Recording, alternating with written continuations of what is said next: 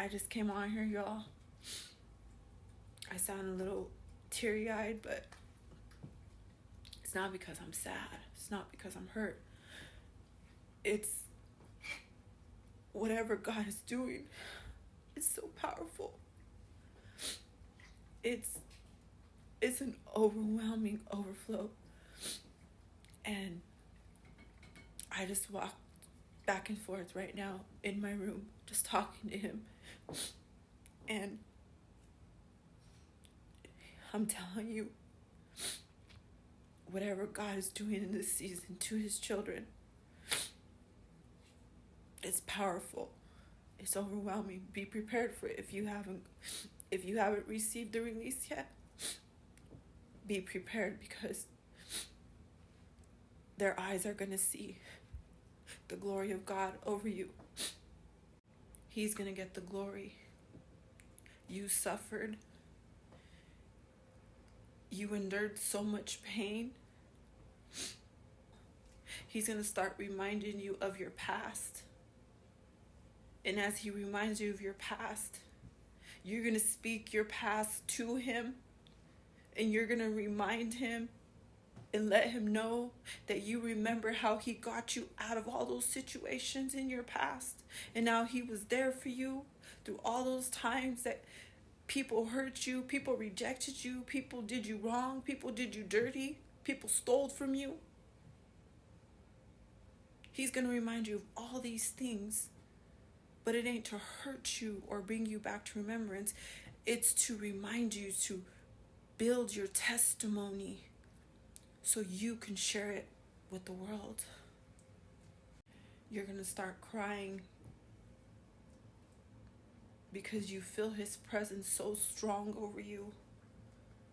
You're going to start speaking of all the good things that came your way, even while you were going through the process, even while you were having no other choice but to have safety for you and your child, where you didn't care if you had to go sleep in a church just to get away from all the chaos and the family that was just living all crazy. You accepted to stay somewhere where you were not comfortable. And literally because of your faith, the next day, he did a move. For me, he got me and my child into a place even when it was just our clothes in our car on our back. We traveled 3 hours away. He put me in the home with no furniture. And even though we didn't have furniture, we were okay. We were happy. I remember my daughter jumping all over me, so excited because she had her own room. I remember this landlord accepted me when I didn't have all the money to give him for deposit. Even though I didn't have a job, he had faith in me, and God opened up this door for me. This was an opportunity that he put in front of me. I put my daughter in school right away. And I didn't even know that when I got hired at this new job that was only a couple of blocks down the way, I didn't even know I had this janky little beat up car that I painted myself.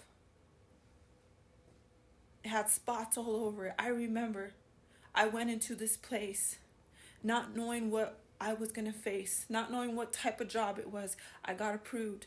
I ended up becoming the top sales agent. I remember when my own mother and no one believed that I would get a car. And this was when all chaos broke loose when I was staying with her, but things weren't working out. It was a lot of negative energy. I don't want to speak down on my mother because I love her and I forgive her, but I just remember in this moment, we were forced to have to leave with nowhere to go, and we went to a church. I remember when I first got that janky little car, it had all kinds of spots on it. It was a Standard. I didn't know how to drive a Standard, but because it was being sold for $300, it was a little Dodge Neon. I went because I was confident. I did my research on these cars. They were easy to fix. So if I would have a problem, I would know how to fix it because I've already studied ahead of time. But I ended up not having any problems with it. I remember my older brother teaching me in a field with the kids in the car laughing at me, teaching me how to drive this car. And I mastered how to drive a Standard. I remember my mom telling me, "You're going to paint it?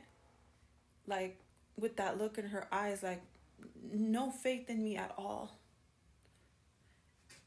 And when I came back with the car painted, I painted it black with like some like sparkles in it, like not sparkly, but like a metallic black. It was pretty. And we had a car. Me and my daughter were in that car for a while. When we got our new apartment, I became the top sales agent at this job within 3 months, y'all. I became the top sales agent. I became employee of the month. I was making more on my bonuses than I was my paycheck. And we were doing good for the longest time. And then the father of my child got out of prison. And I remember, like, we were going to try to make things right. We were going to establish something together. And then